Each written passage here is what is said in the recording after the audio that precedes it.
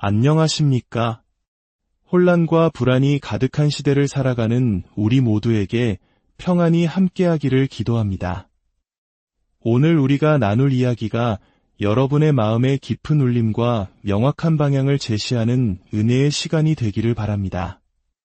만약 이 메시지가 혼란스러웠던 마음에 작은 빛을 비추어 준다면 이 말씀을 필요로 하는 다른 이들에게도 공유하여 하나님의 은혜를 함께 나누어 주십시오. 여러분의 구독과 공유는 이 귀한 진리의 말씀을 전파하는 데 큰 힘이 됩니다. 지금 우리가 살아가는 세상을 둘러보십시오. 세상이 마치 거대한 실타래처럼 풀려나가고 있다는 느낌을 지우기 어렵습니다. 지구 곳곳에서는 전쟁의 포화가 그치지 않고 강력한 지진과 기상이변은 우리의 일상을 위협합니다. 도덕적 가치는 땅에 떨어지고 전 세계는 끝을 알 수 없는 혼돈 속으로 빠져드는 듯합니다. 어떤 이들은 이 문제의 해답을 정치에서 찾으려 하고 다른 이들은 과학기술이 모든 것을 해결해 줄 것이라 믿습니다. 하지만 수많은 사람들이 다시금 오래된 성경의 기록으로 눈을 돌리고 있습니다. 왜일까요?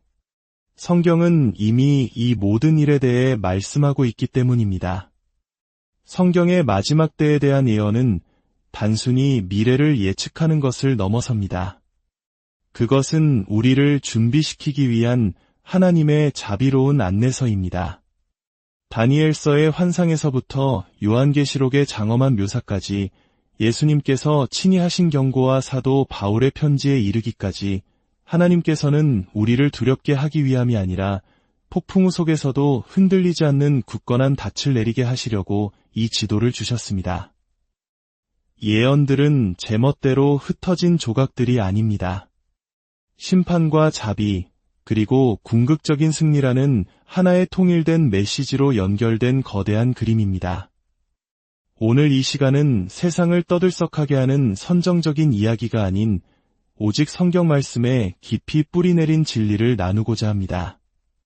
두려움을 일으키기 위함이 아니라 잠들어 있던 믿음을 깨우기 위함입니다.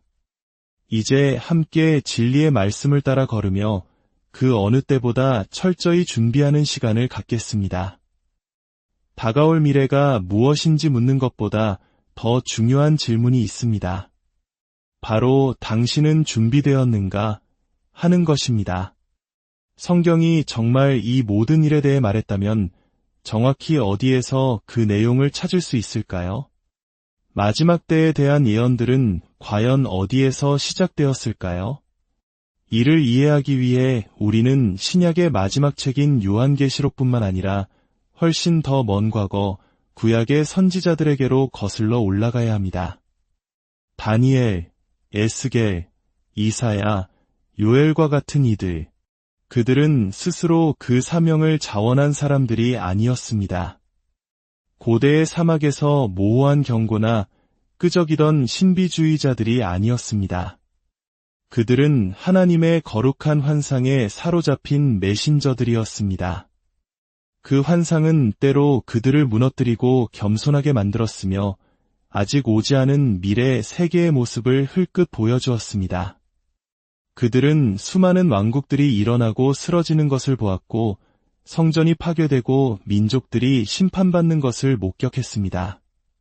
그러나 그 모든 것을 넘어 그들은 더 거대한 무언가의 희미한 그림자를 보았습니다. 그것은 바로 미래에 있을 최종적인 심판의 때였습니다.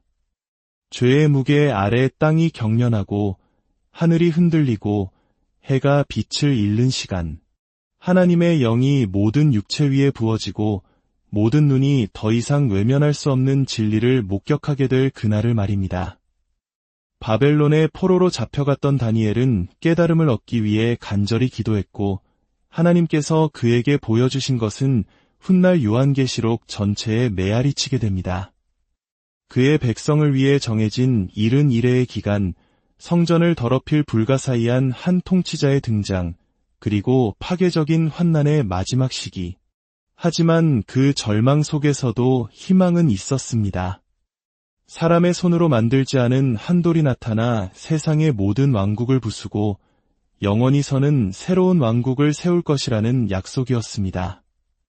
제사장이자 선지자였던 에스겔은 바퀴 안에 또 다른 바퀴가 있는 환상과 불, 그리고 마른 뼈로 가득한 골짜기에서 거대한 군대가 살아나는 경이로운 광경을 보았습니다. 그는 이스라엘뿐만 아니라 전 세계에 흩어진 하나님의 백성들이 새 마음과 새 영을 받아 다시 모일 것을 예언했습니다. 특히 에스겔 38장과 39장에서는 북방에서 오는 민족들이 연루된 미래의 거대한 전쟁을 묘사했는데 그 규모가 너무나도 엄청나서 마치 역사의 마지막 문턱을 가리키는 듯했습니다. 이사야는 한 아기가 태어나고 한 아들을 주실 것을 보았지만 동시에 땅이 완전히 황폐해질 때를 내다보았습니다. 이사야 24장은 하나님께서 하늘의 군대와 땅의 왕들을 모두 벌하실 것을 말합니다. 그는 여호와의 날에 대해 말했는데 이 용어는 성경 전체에서 반복되며 어둠과 복수의 날인 동시에 칼을 쳐서 보습을 만들고 민족들이 다시는 전쟁을 연습하지 않는 평화의 날이라는 역설을 담고 있습니다. 요엘 선지자는 실제적이면서도 상징적인 메뚜기 떼가 모든 것을 삼켜버리는 재앙을 예언했습니다. 그러나 그는 곧바로 놀라운 약속을 선포합니다. 마지막 날에 내가 내 영을 모든 사람에게 부어주리니 크고 두려운 여호와의 날이 이르기 전에 이 구절은 수세기가 지난 후 전쟁터가 아닌 오순절날 교회가 탄생하는 바로 그 순간에 인용되었습니다. 이 선지자들의 예언은 서로 동떨어진 조각들이 아니었습니다. 그들은 서로 모순되는 이야기를 한 것이 아니라 심판, 자비, 회복, 인간의 타락, 그리고 사람의 손으로 짓지 않은 영원한 왕국의 도래라는 거대한 퍼즐의 조각들을 한 층 한 층 쌓아 올리고 있었던 것입니다. 그리고 수백 년의 시간이 흘러 한 유대인 랍비가 제자들과 함께 예루살렘 성전에서 걸어 나옵니다. 제자들이 웅장한 건축물에 감탄하고 있을 때 그분은 그들을 바라보며 말씀하십니다. 너희가 이 모든 것을 보지 못하느냐? 내가 진실로 너희에게 이르노니 돌 하나도 돌 위에 남지 않고 다 무너뜨려지리라. 바로 그 순간 하나님의 아들 예수님께서는 역사상 가장 두려우면서도 가장 위로가 되는 설교 중 하나를 시작하십니다. 마태복음 24장, 마가복음 13장, 누가복음 21장은 각각 다른 메시지가 아니라 정확히 일치하는 경고입니다. 예수님께서는 전쟁과 전쟁의 소문, 기근, 전염병, 지진에 대해 말씀하셨습니다. 그러나 동시에 거짓 선지자들이 일어나 많은 사람을 미혹하고 불법이 성함으로 많은 사람의 사랑이 식어질 것이라는 속임수에 대해서도 경고하셨습니다. 그분은 창세로부터 지금까지 없었던 대환난에 대해 말씀하셨고 그 환난 후에 인자가 하늘에 나타나 땅의 모든 족속들이 통곡할 것이라고 선언하셨습니다. 하지만 그 속에서도 구원의 약속은 있었습니다. 끝까지 견디는 자는 구원을 얻으리라 경고와 희망이 그분의 음성 안에서 하나로 녹아 있었습니다. 그리고 마침내 우리는 요한계시록에 다다릅니다. 많은 사람들이 집착하거나 혹은 아예 피하려고만 하는 책, 예수님의 가장 가까운 제자였던 요한이 황량한 반모섬에 유배되었을 때 받은 계시입니다. 그가 본 것은 인간의 상상을 초월했습니다. 나팔소리, 진노의 대접, 용, 짐승, 짐승의 표, 불타는 도시, 그리고 마침내 백마를 탄 기수. 하지만 요한계시록은 독립된 공포 이야기가 아닙니다. 그것은 성경에 흩어져 있던 모든 예언의 실타래를 나는 알파와 오메가라 말씀하신 분께서 하나로 묶어 완성하신 최종장입니다. 요한계시록의 모든 상징은 우리가 이미 구약에서 보았던 것들의 메아리입니다. 다니엘의 이미지, 에스겔의 경고, 이사야의 언어, 예수님의 약속이 모두 담겨 있습니다. 요한계시록은 혼란을 더하는 것이 아니라 창세기부터 성경 전체가 속삭여온 진실, 즉 최종적인 심판과 최종적인 구속이 있을 것이라는 사실을 확증해 줍니다. 세상은 이대로 진화하는 것이 아니라 심판받고 흔들리며 새롭게 창조될 것입니다. 지금 우리의 세상을 생각해 보십시오. 국가 간의 핵긴장이 고조되고 세계 경제는 위태로우며 자연재해의 규모와 빈도는 점점 커지고 있습니다. 인공지능은 윤리가 따라잡을 수 없는 속도로 발전하고 미디어와 정치, 심지어 종교 안에서도 대중을 속이는 거짓이 만연합니다. 예언들의 그림자가 길어지고 있음을 보기 위해 굳이 자극적인 헤드라인을 찾을 필요가 없습니다. 하지만 우리가 반드시 기억해야 할 것이 있습니다. 성경의 예언은 공포를 조장하는 전술이 아닙니다. 그것은 하나님의 자비입니다. 하나님께서는 우리에게 다가올 일을 굳이 알려주실 필요가 없었습니다. 우리에게 지도를 주실 의무가 없었지만 그분은 지도를 주셨습니다. 우리를 편집증에 걸리게 하려는 것이 아니라 준비시키기 위함입니다. 혼돈뿐만 아니라 영광을 위해 준비시키기 위함입니다. 마지막 때 예언의 메시지는 단순한 파멸이 아니라 경이로움으로 이끄는 경고이며 승리 직전에 오는 떨림입니다. 아모스서에서 하나님은 말씀하십니다. 주 여호와께서는 자기의 비밀을 그 종 선지자들에게 보이지 아니하시고는 결코 행하심이 없으시리라. 그분은 자신의 계획을 숨기시는 것이 아니라 우리를 그 계획 안으로 초대하고 계십니다. 요한계시록뿐만 아니라 창세기부터 말라기까지, 마태복음부터 데살로니가서까지 이 구절들을 연결하기 시작하면 비로소 보이기 시작합니다. 끝은 끝이 아니라 새로운 시작이라는 것을 말입니다. 그렇다면 이제 더 나은 질문은 이것이 아닐까요? 예언이 무엇이고 어디서 왔는가? 가 아니라 이것이 드러난 지금 당신은 그것으로 무엇을 할 것인가? 예언의 패턴을 보기 시작하면 더 이상 그것을 보지 않을 수 없게 됩니다. 퍼즐 조각들이 맞춰지기 시작하면 그것들은 더 이상 고대의 책 페이지 속에만 머물지 않고 바로 지금 우리가 살고 있는 세상 속에서 메아리칩니다. 다니엘이 꿈꿨던 것, 예수님께서 선포하셨던 것, 요한이 기록했던 것은 단순한 신학적 시가 아닙니다. 그것은 거울입니다. 그리고 우리가 감히 그 거울을 들여다볼 때 우리는 질문하지 않을 수 없습니다. 우리는 마지막 때에 살고 있는가? 제자들도 예수님께 비슷한 질문을 했습니다. 감람산 위에 앉아 그들은 물었습니다. 우리에게 이르소서 어느 때에 이런 일이 있겠사오며 또 주의 임하심과 세상 끝에는 무슨 징조가 있사오리이까? 마태복음 24장 3절의 이 질문에 이어진 예수님의 답변은 수수께끼가 아니었습니다. 그분은 마치 베드로, 야고보, 요한뿐만 아니라 오늘날 우리에게 말씀하시듯 분명하게 말씀하셨습니다. 그분은 많은 사람을 미혹할 거짓 메시아들에 대해 경고하셨습니다. 전쟁과 전쟁의 소문, 민족이 민족을, 나라가 나라를 대적하여 일어나는 일, 곳곳에 기근과 전염병, 지진이 있을 것이라고 설명하셨습니다. 그리고 이 모든 것은 재난의 시작이라고 말씀하셨습니다. 주위를 둘러보십시오. 세계 곳곳의 전쟁, 이스라엘과 중동의 긴장, 북한과 강대국들의 갈등, 아프리카의 내전, 서구 사회의 폭동, 그 누구도 잠재울 수 없는 정치적 불안정. 이것을 더 이상 우연이라고 부를 수 있을까요? 아니면 이것은 거대한 격변을 출산하려는 세상의 진통일까요?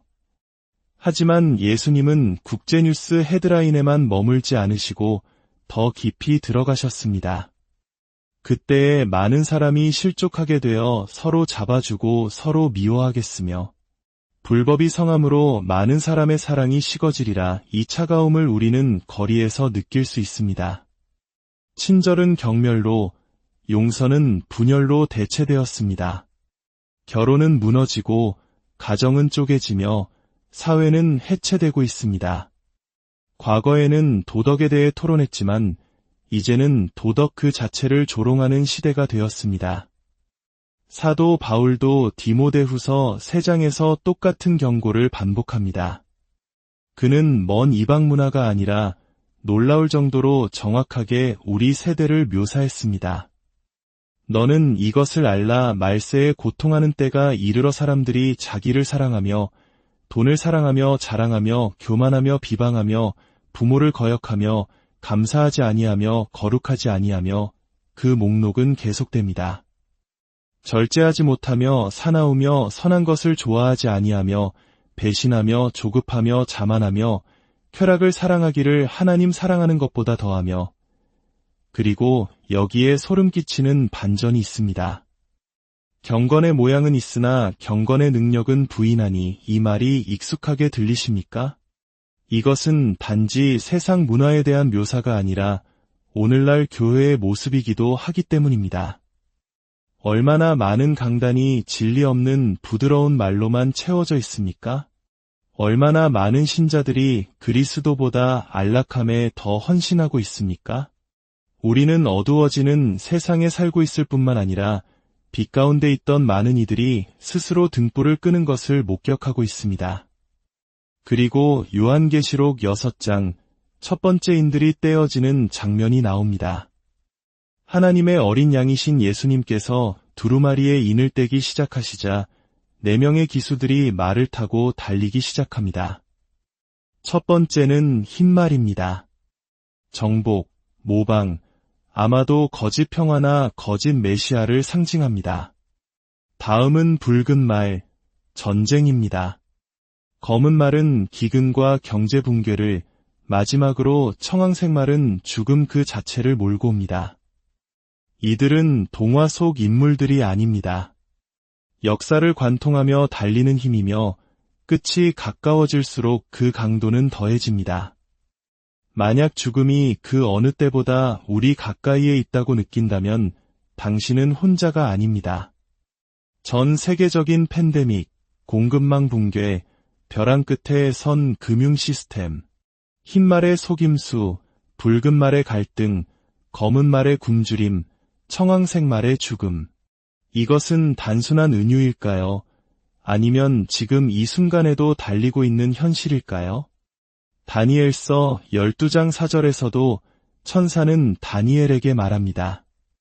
다니엘아, 마지막 때까지 이 말을 간수하고 이 글을 봉함하라. 많은 사람이 빨리 왕래하며 지식이 더하리라. 수세기 동안 이 구절은 시적으로 들렸습니다. 하지만 지금은 헤드라인처럼 들립니다. 인류는 지난 100년 동안 그 이전의 모든 세기를 합친 것보다 더 많은 기술적 진보를 이루었습니다. 비행기, 인터넷, 우주여행, 인공지능, 지식은 윤리가 따라잡을 수 없을 정도로 빠르게 팽창하고 있습니다. 우리는 우리의 영혼이 감당할 수 있는 것보다 더 빨리 움직이고 있습니다. 하지만 이 모든 일이 펼쳐지고 있음에도 불구하고 너무나 많은 사람들이 여전히 보지 못하거나 더 나쁘게는 그것을 조롱합니다. 베드로도 이것에 대해 경고했습니다. 말세에 조롱하는 자들이 와서 이르되 주께서 강림하신다는 약속이 어디 있느냐? 지금 많은 사람들이 그렇게 말하지 않습니까? 종말이라니, 그건 교회가 사람들을 겁주려고 하는 낡은 소리야. 전쟁은 항상 있었고 지진도 항상 있었잖아. 그들은 핵심을 놓치고 있습니다. 예수님께서는 단 하나의 징조가 끝을 확증할 것이라고 말씀하지 않으셨습니다. 그분은 그 징조들이 마지막 순간이 오기 전 마치 출산의 고통처럼 점점 더 강해지고 빈번해지며 동시에 일어날 것이라고 말씀하셨습니다.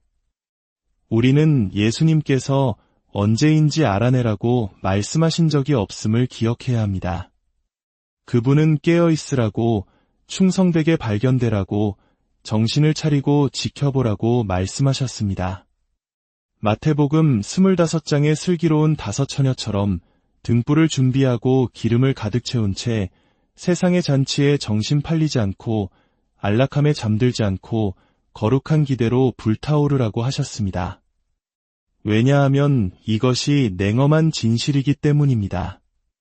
많은 사람들이 스크롤을 내리느라 바빠 나팔 소리를 알아채지 못할 것이고 유행하는 이슈에 정신이 팔려 시대의 징조를 분별하지 못할 것입니다. 많은 이들이 분별력 대신 흥분을, 변화 대신 음모론을, 변화 대신 시간표를 좇을 것입니다. 그래서 당신에게 묻습니다. 당신은 시대의 징조를 분별하고 있습니까? 아니면 그것에 정신이 팔려 있습니까?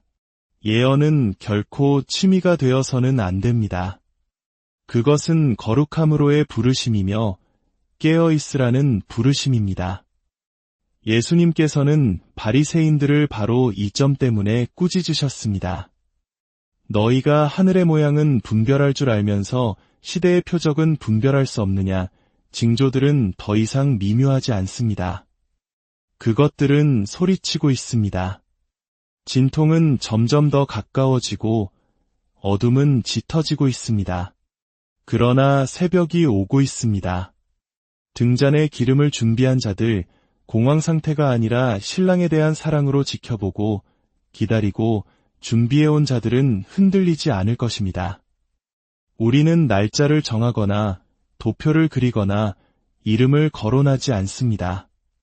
그러나 우리는 동굴 속 횃불처럼 하나님의 말씀을 높이 듭니다. 그리고 벽이 흔들릴 때 우리는 온전한 확신을 가지고 선포합니다. 이 세상은 무너지고 있는 것이 아니라 제자리를 찾아가고 있는 것이다. 문제는 예수님께서 오시는가 아닌가가 아닙니다. 그분은 오십니다. 진짜 질문은 그분이 오셨을 때 당신이 잠들어 있는 것을 발견하실 것인가 아니면 불타고 있는 것을 발견하실 것인가 하는 것입니다. 징조들이 번쩍이고 세상이 펼쳐지는 예언의 무게 아래 떨고 있다면 그 다음에는 무슨 일이 일어날까요? 많은 사람들에게 그 질문은 성경 전체에서 가장 논쟁이 많고 기대되며 오해받는 사건 중 하나인 휴거로 생각을 이끕니다. 휴거라는 단어 자체만으로도 논쟁이 일어납니다. 어떤 이들은 그게 진짜인가? 라고 묻고 다른 이들은 언제인가? 라고 묻습니다. 그러나 아마도 더 깊은 질문은 언제 일어나든 당신은 준비되었는가? 일 것입니다. 성경에서 휴거라는 단어를 직접 찾기는 어렵지만 그 개념은 본문에 수정처럼 맑게 나타나 있습니다. 사도 바울은 데살로니가 교회, 즉 먼저 죽은 형제자매들로 인해 슬퍼하며 그리스도의 재림의 소망을 놓친 것이 아닌지 걱정하는 신자들에게 편지를 썼습니다. 그리고 바울은 성령의 영감 아래 성경 전체에서 가장 희망에 찬 약속 중 하나를 기록합니다. 형제들아, 자는 자들에 관하여는 너희가 알지 못함을 우리가 원하지 아니하노니 이는 소망 없는 다른 이와 같이 슬퍼하지 않게 하려 함이라. 주께서 호령과 천사장의 소리와 하나님의 나팔 소리로 친히 하늘로부터 강림하시리니 그리스도 안에서 죽은 자들이 먼저 일어나고 그 후에 우리 살아남은 자들도 그들과 함께 구름 속으로 끌어올려 공중에서 주를 영접하게 하시리니 그리하여 우리가 항상 주와 함께 있으리라. 바로 여기에 있습니다. 끌어올려, 라틴어 성경에서는 이 단어가 라프투로이며 우리가 랩처라는 단어를 얻게 된 곳입니다. 이것은 신화나 은유가 아닙니다. 그것은 한순간 신적인 개입, 하늘을 가르는 나팔 소리이며 그 순간 살아있는 신자와 죽은 신자 모두가 점진적이거나 상징적으로가 아니라 공중에서 그리스도께로 모이는 것입니다. 바울은 고린도 교회에 보낸 편지에서도 같은 신비를 반복합니다. 보라, 내가 너희에게 비밀을 말하노니 우리가 다 잠 잘 것이 아니요 마지막 나팔의 순식간에 홀연히 다 변화되리니 나팔 소리가 남의 죽은 자들이 썩지 아니할 것으로 다시 살아나고 우리도 변화되리라. 그것은 얼마나 놀라운 순간이겠습니까? 단순한 부활이 아니라 변화, 죽을 몸이 불멸을 입고 썩을 것이 영광으로 바뀌는 순간, 한 번의 눈 깜빡임으로 영원이 시작됩니다. 그러나 여기서 논쟁이 시작됩니다. 이 휴거는 요한계시록과 다니엘서에 묘사된 대환난, 즉 극심한 고통과 심판의 시기와 관련하여 언제 일어날까요? 교회는 수세기 동안 그 질문과 씨름해왔습니다. 성경은 우리에게 조각들을 주지만 날짜가 찍힌 시간표를 주지는 않습니다. 어떤 이들은 환난 전 휴거를 믿습니다. 즉, 그리스도께서 7년 환난이 시작되기 전에 교회를 위해 오실 것이라는 견해입니다. 이 견해는 신자들이 다가올 진노로부터 구원받아 인이 떼어지고 심판이 쏟아지기 전에 들림받을 것이라고 주장합니다. 이는 요한계시록 3장 10절에서 예수님께서 빌라델비아의 신실한 교회에 내가 또한 너를 지켜 시험의 때를 면하게 하리니 이는 장차온 세상에 임하여 땅에 거하는 자들을 시험할 때라 고 말씀하신 것과 같은 구절에 뿌리를 두고 있습니다. 다른 이들은 환난 중 휴거를 주장합니다.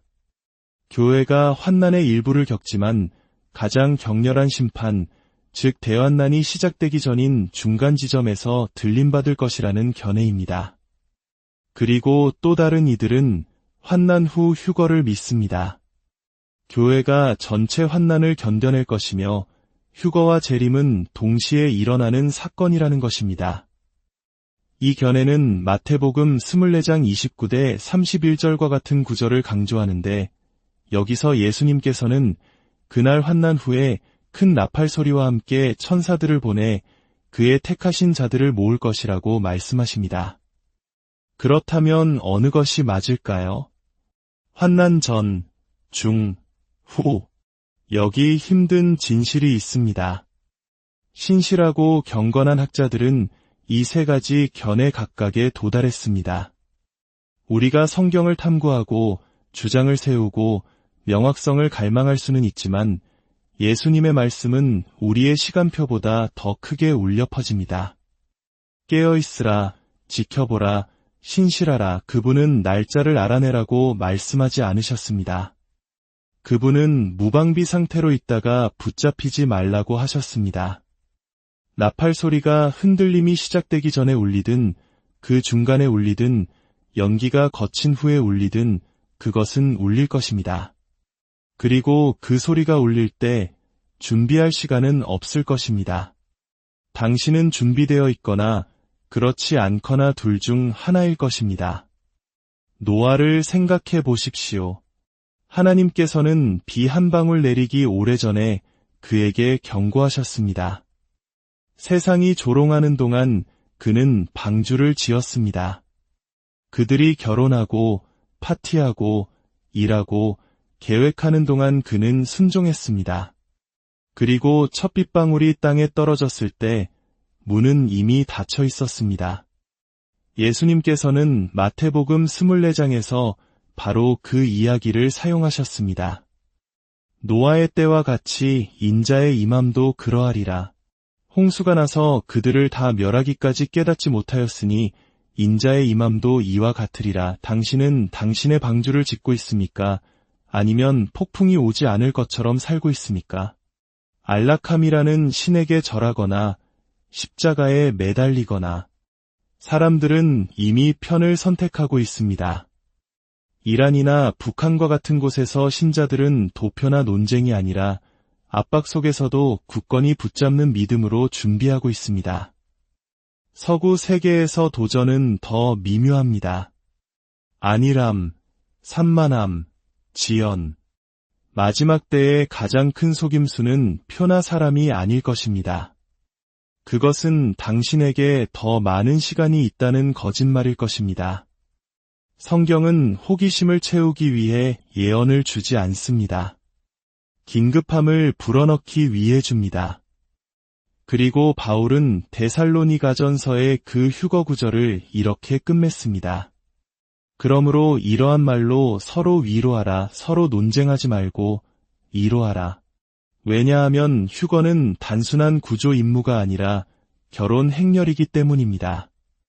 신랑이 그의 신부를 위해 오는 것입니다. 세상을 탈출하기 위해서가 아니라 그와 함께하기 위해, 변화되기 위해, 영광으로 옷 입기 위해, 그의 얼굴을 보기 위해서입니다. 그러므로 혼돈전에 오시든 불 가운데 오시든 폭풍 후에 오시든 바위 위에 당신의 삶을 세우는 대신 논쟁을 세우느라 시간을 낭비하지 마십시오. 당신의 등불을 타오르게 하고 당신의 기름이 넘치게 하십시오. 그리고 당신이 환난 전에 일어나든 흔들리지 않는 믿음으로 그 환난을 통과하든 당신이 지켜보고 기다렸으며 나팔이 울렸을 때 준비되어 있었다고 기억되게 하십시오. 대환난. 그것은 단지 심판이 아니라 정의입니다. 단지 진노가 아니라 정련입니다. 단지 혼돈이 아니라 막이 내리기 전에 집으로 돌아오라는 마지막 부르심입니다. 이것을 이해하려면 다니엘에게 주어진 예언으로 돌아가야 합니다. 다니엘서 9장에서 가브리엘 천사가 나타나 다니엘의 백성과 도시를 위해 이른 이래가 정해졌다고 설명합니다. 여기서 이래는 7일을 의미하는 것이 아니라 7년을 상징합니다. 즉, 총 490년입니다. 가브리엘은 이중 69일에가 메시아의 오심으로 이어질 것이며 그 후에 그가 끊어질 것이라고 말합니다. 그리고 정확히 그렇게 되었습니다. 예수님께서는 정해진 때에 오셨고 이스라엘에게 거부당하시고 십자가에 못 박히셨습니다. 그러나 한 일에, 즉 마지막 7년이 아직 성취되지 않은 채 남아 있습니다. 시간표에 일시 정지가 있었던 것입니다. 그리고 바로 그 마지막 7년 기간을 우리는 지금 대환난이라고 부릅니다. 이 7년 기간은 세계의 마지막 모래시계이며 팡파르와 함께가 아니라 속임수와 함께 시작됩니다. 요한계시록 6장에서 18장에 걸쳐 두루마리의 인이 떼어지고 심판이 쏟아집니다. 인, 나팔, 대접. 그것은 점진적으로 시작되지만 그렇게 머물지 않습니다. 지정학적 미진으로 시작된 것이 세계적인 붕괴로 이어집니다. 종교적 혼란으로 시작된 것이 전 세계적인 악의 숭배로 변합니다. 우리는 하루 품삯으로 빵 한 덩어리를 사는 끔찍한 경제 붕괴에 대해 읽습니다. 물이 피로 변하고 해가 사람들을 태우고 어둠이 퍼집니다. 사람들은 보좌에 앉으신 이의 얼굴을 피하기 위해 바위가 자기들 위에 떨어지기를 외칩니다. 왜 하나님께서는 세상이 이토록 끔찍한 시기를 겪도록 허락하실까요? 이것은 징벌을 위한 징벌이 아닙니다.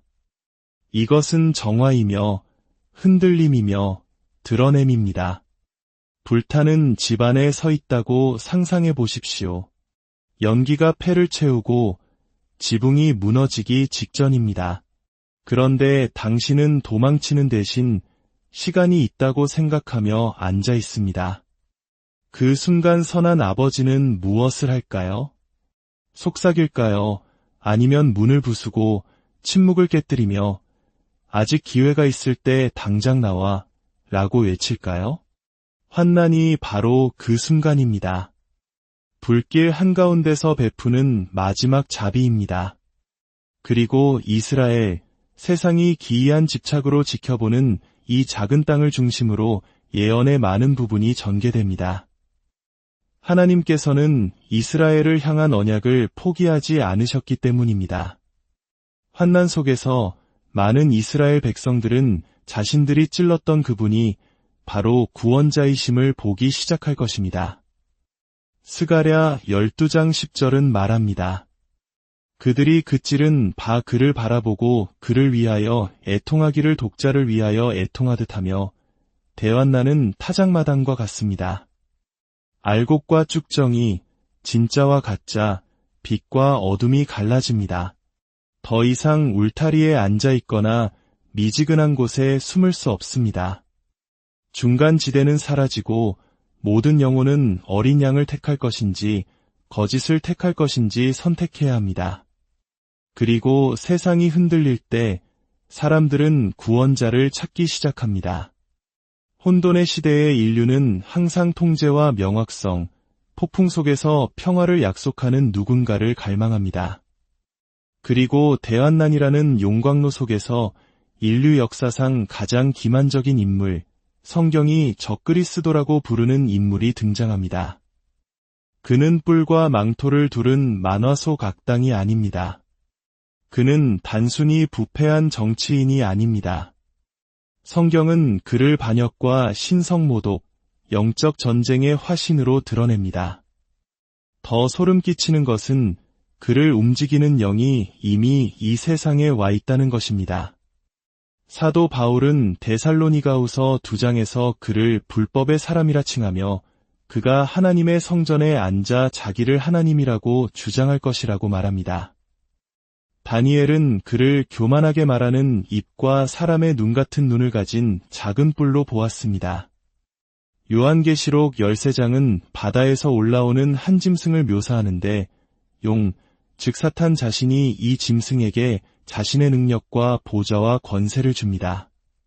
세상은 놀라며 그를 경배합니다. 누가 이 짐승과 같으냐? 이 적그리스도는 폭군일 뿐만 아니라 영적인 유혹자입니다.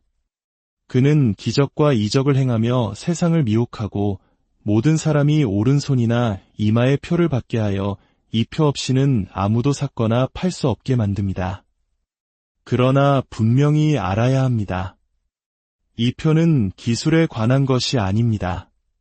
그것은 충성에 관한 것입니다. 그것은 경제에 관한 것일 뿐만 아니라 예배에 관한 것입니다.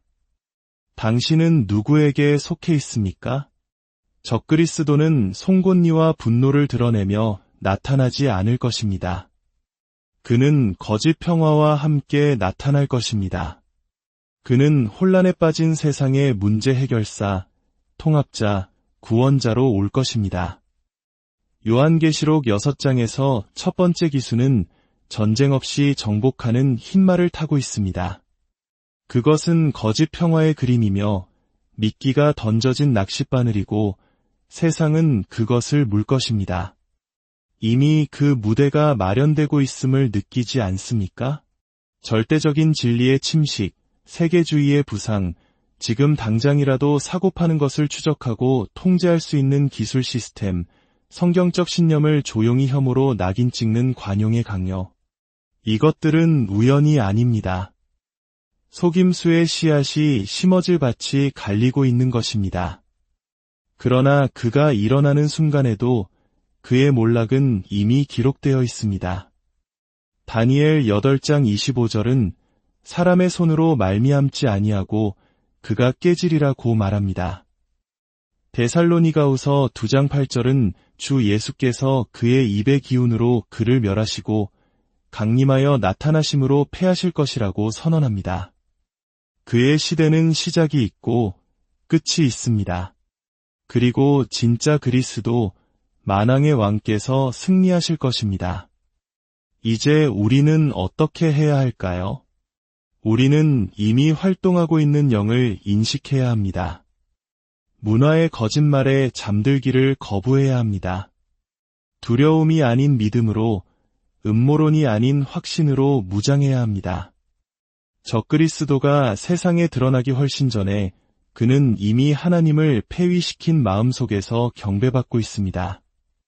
우리가 지금 그것을 인식하지 못하면 나중에는 저항할 수 없을 것입니다. 지금은 한 사람을 찾을 때가 아닙니다. 이미 보좌에 앉아 계신 분을 찾을 때입니다. 적그리스도가 일어나고 세상이 거짓 구원자를 축하할 때 하늘의 장면은 바뀝니다. 7인으로 봉인된 두루마리가 나옵니다. 유다 지파의 사자, 죽임 당하신 어린 양 예수님께서 앞으로 나아가 그 두루마리를 받으십니다. 그리고 그가 인을 떼실 때 세상의 끝은 가속화됩니다. 요한계시록 6장에서 처음 4개의 인이 떼어지면서 묵시록의 4기수로 알려진 4명의 기수가 땅을 가로질러 질주합니다. 첫 번째는 흰 말을 탄 기수입니다. 그는 활을 가졌고 면류관을 받고 정복하러 나아갑니다. 속지 마십시오. 이것은 평화의 왕이 아닙니다. 이것은 모방이며 위조이며 거짓 희망의 대가입니다. 그는 힘이 아닌 유혹으로 정복합니다. 그 다음 붉은 말이 옵니다. 그 기수는 땅에서 평화를 죄하고 사람들이 서로 죽이게 하는 권세를 받았습니다. 그는 큰 칼을 가졌습니다. 이것은 전쟁입니다. 다음으로 검은 말이 질주하며 기수의 손에는 저울이 들려 있습니다. 한 데나리온의 밀 한 되어 한 데나리온의 보리 석대로다. 감람유와 포도주는 해치지 말라. 이것은 기근과 경제붕괴의 기수입니다. 그리고 청황색 말이 옵니다. 그 기수의 이름은 사망이고 음부가 그 뒤를 따릅니다. 이 네 기수가 질주할 때에도 그들은 어린 양이 인을 떼기 전까지는 움직이지 못합니다. 이 세부 사항이 모든 것을 바꿉니다. 예수님께서는 역사를 통제하고 계십니다. 그리고 이 모든 이야기의 끝은 파멸이 아닙니다. 혼돈이 절정에 달할 때 하늘이 열립니다. 한때 나귀를 타고 예루살렘에 입성하며 그 백성을 위해 우셨던 그분께서 이제 슬픔이 아닌 주권으로 돌아오십니다. 예수님께서 다시 오십니다. 구유에 숨겨진 아기가 아니라 십자가 위에서 침묵하시던 분이 아니라 영광의 구름을 타고 만왕의 왕이여 만주의 주로 오십니다. 휴거 때에는 그리스도께서 공중에서 그의 백성을 만나시지만 재림 때에는 비밀이 없습니다. 모든 눈이 그를 볼 것이요 모든 무릎이 꿇을 것이며 모든 민족이 떨 것입니다. 요한계시록 19장은 그 장엄한 모습을 보여줍니다. 하늘이 열리고 흰말이 나타납니다. 그 위에 타신 분의 이름은 충신과 진실이라. 그의 눈은 불꽃 같고 그의 머리에는 많은 관들이 있으며 그의 이름은 하나님의 말씀이라. 그는 나라들을 치기 위해 입에서 예리한 검이 나오고 철장으로 그들을 다스릴 것입니다. 이것은 침묵하는 어린 양이 아니라 정의로 포효하는 유다의 사자입니다. 적그리스도의 군대가 모이고 세상 나라들이 분노할 것이지만 소용없을 것입니다. 말씀 한마디로 악인을 죽이시고 숨결 하나로 제국을 무너뜨리실 것입니다. 짐승과 거짓 선지자는 사로잡혀 산채로 불못에 던져질 것입니다. 그리고 마침내 땅은 평화를 알게 될 것입니다. 재림은 그리스도의 천년 통치, 즉 천년왕국의 시작을 알립니다. 예수님께서 이 땅을 다스리시며 모든 약속을 성취하시는 천년의 기간입니다. 사탄은 결박되고 정의가 강물처럼 흐르며 창조 세계 자체가 치유되기 시작합니다. 그 영광스러운 통치 끝에 사탄이 잠시 풀려나 마지막 반역이 있겠지만 그 후에는 영원히 끝날 것입니다. 사탄은 불못에 던져지고 사망과 음부도 심판받으며 어린 양의 생명책에 기록되지 않은 자들은 쫓겨날 것입니다. 그리고 새 하늘과 새 땅, 더 이상 눈물도 죽음도 저주도 없는 영원한 나라가 임할 것입니다. 이 모든 것, 천년왕국, 심판, 새로운 창조는 이 한 가지 진실에 달려 있습니다. 그분은 다시 오십니다. 그리스도의 재림은 신학적 교리가 아니라 안개를 뚫고 타오르는 희망입니다. 모든 불의가 바로잡히고 모든 눈물이 닥이고 모든 무덤이 비워지고 모든 거짓이 침묵하게 될 것이라는 희망입니다. 만약 당신이 그분께 속해 있다면 그날은 당신을 두렵게 해서는 안 됩니다. 당신을 설레게 해야 합니다. 당신의 왕이 오고 계십니다. 당신의 신랑이 말을 타고 오고 계십니다. 당신의 구속이 가까이 오고 있습니다. 그러나 만약 당신이 이 세상과 그 안락함, 그 반역에 매달려 있다면 당신은 단지 종교에 저항하는 것이 아니라 왕에게 대적하는 것입니다. 그리고 언젠가 당신은 준비되었든 아니든 그분을 보게 될 것입니다.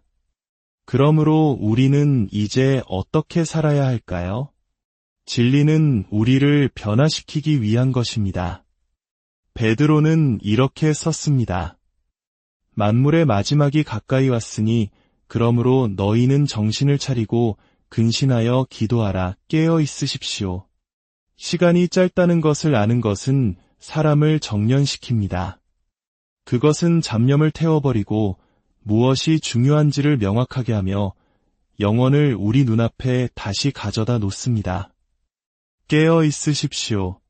정신을 차리십시오. 기도하며 지켜보십시오. 예수님께서 십자가를 지시기 전 마지막 비유 중 하나인 마태복음 25장의 열처녀 이야기를 기억하십시오.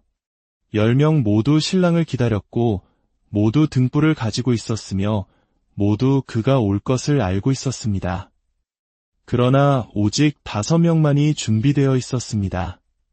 다른 이들은 기름이 떨어지도록 내버려 두었고 보라 신랑이로다 라는 외침이 울렸을 때 이미 늦었습니다. 문은 닫혔습니다. 예수님께서는 이렇게 결론 내리십니다. 그런즉 깨어있으라. 너희는 그 날과 그때를 알지 못하느니라. 우리를 문 밖에 머물게 하는 것은 반역이 아니라 나중에 시간이 있을 것이라는 안일한 가정과 태만입니다. 그것이 우리 시대의 위험입니다. 미지근한 사랑, 주일에는 나타나지만 월요일에는 잠들어버리는 미지근한 신앙입니다. 마지막 때가 하는 일이 있다면 그것은 우리에게 영원한 시간이 있다는 환상을 벗겨내는 것입니다. 매일이 선물이고 모든 심장 박동이 자비이며 모든 영혼이 그리스도께 더 가까워지거나 더 멀어지고 있음을 상기시킵니다. 그러므로 우리는 두려움 속에서가 아니라 헌신 속에서 삽니다. 우리는 율법주의에서가 아니라 사랑에서 순결을 추구합니다. 우리는 논쟁에서 이기기 위해서가 아니라 영혼을 구하기 위해 복음을 전합니다. 세상이 흔들릴 때 예배는 우리를 흔들리지 않는 것에 뿌리 내리게 하기 때문입니다. 준비된 삶을 살기 위해 신학자가 될 필요는 없습니다. 모든 상징을 해독하거나 모든 시간표를 예측할 필요는 없습니다. 그러나 당신은 등불에 기름을 채워야 합니다. 당신은 신실하게 발견되어야 합니다. 당신은 하늘이 언제라도 열릴 수 있는 것처럼 살아야 합니다. 왜냐하면 언젠가 그렇게 될 것이기 때문입니다. 하나님의 자녀인 당신은 나팔이 울리기 전에 준비하라는 부르심을 받고 있습니다. 그것은 두려움 속에 고립되라는 의미가 아닙니다. 믿음 안에서 일어나라는 의미입니다. 시간을, 목소리를, 소명을 관리하라는 의미입니다. 세상이 차가워지게 내버려 두십시오. 타협이 퍼지게 하십시오. 속임수가 일어나게 하십시오. 그러나 당신은 거룩한 불로 타오르십시오. 지혜로운 자, 신실한 자, 준비된 자가 되십시오. 끝은 끝이 아니라 시작이기 때문입니다. 우리는 이제 이 모든 말씀의 끝자락에 서 있습니다. 이 모든 것이 무엇을 말합니까? 하나님께는 지도가 있다는 것입니다. 우리 주변에서 보는 전쟁, 재난, 분열, 속임수와 같은 징후들은 무작위가 아닙니다. 그것들은 하나님께서 세상의 기초가 놓이기 전에 시작하신 더 큰 이야기의 일부입니다. 하나님께서는 어둠에 놀라지 않으십니다. 그분은 혼돈에 당황하지 않으십니다. 역사의 모든 발걸음은 이미 그분의 발 아래 있습니다. 세상이 혼란 속에서 맴도는 동안 그분은 조용히 사랑스럽게 그의 신부를 준비하고 계십니다. 바로 당신, 바로 교회입니다. 그리고 지금 그분이 하시는 모든 일, 모든 흔들림, 모든 경고는 우리를 더 가까이 이끌고 우리 마음을 정화하며 우리를 준비시키기 위한 은혜의 행위입니다. 예수님께서는 다시 오시며 하나님의 말씀은 신뢰할 수 있습니다. 이제 이 모든 소음 속에서 예수님께서 우리에게 던지신 날카로운 개인적인 질문을 당신에게 던집니다. 만약 예수님께서 오늘 돌아오신다면 그분은 당신이 깨어있는 것을 발견하실까요? 아니면 산만해져 있는 것을 발견하실까요? 등불에 기름이 가득 찬 당신을 발견하실까요? 아니면 빌릴 수 없는 것을 빌리러 달려가는 당신을 발견하실까요? 뜨겁거나 아니면 미지근한 당신을 발견하실까요? 영적 무관심의 시대는 끝났습니다. 왕께서는 펜을 위해 오시는 것이 아니라 지켜보고 기다리며 사랑으로 불타고 진리의 닻을 내리고 시대에 깨어있는 신부를 위해 오십니다. 이제 함께 기도합시다. 주 예수님, 우리는 떨림과 소망으로 주님 앞에 나아옵니다. 우리는 징조를 보고 해산의 고통을 느낍니다. 세상은 흔들리지만 주의 말씀은 굳건히 섭니다. 주님은 알파와 오메가시요 처음과 마지막이십니다. 주께서 말씀하신 것을 이루실 것을 믿습니다. 우리에게 볼 수 있는 눈과 들을 수 있는 귀를 주옵소서. 잠들지 않는 백성이 되게 하옵소서. 무감각해진 모든 마음을 깨워주시고 산만함과 타협과 두려움의 모든 사슬을 끊어주소서. 주의 교회에 분별력을 부어주시어 지혜롭게 행하고 진리를 분별하며 속임수에 저항하고 어둠 속에서 빛나게 하옵소서. 우리가 공황이 아닌 평화의 백성, 두려움이 아닌 긴급함의 백성, 유행이 아닌 진리의 백성이 되게 하옵소서. 우리의 마음이 첫사랑으로 다시 불타게 하옵소서. 이 말씀을 듣는 모든 이들을 위해 기도합니다. 그들의 믿음을 강하게 하시고 그들의 등불에 기름을 채워주시며 그들이 바로 이와 같은 때를 위해 태어났음을 상기시켜 주소서. 나팔 소리가 가까워질수록 심판을 피하기 위해서만이 아니라 기쁨으로 주님을 대면할 준비가 되게 하옵소서. 그리고 저 하늘이 열리고 주께서 능력과 영광으로 다시 오실 때까지 우리는 지켜볼 것입니다. 기도할 것입니다. 인내할 것입니다. 그리고 온 마음을 다해 주님을 사랑할 것입니다. 죽임 당하신 어린 양, 다시 오실 왕이신 예수 그리스도의 이름으로 기도합니다. 아멘. 그분이 오실 때까지 깨어 있으십시오. 담대하십시오. 준비하십시오. 당신이 다음에 들을 소리는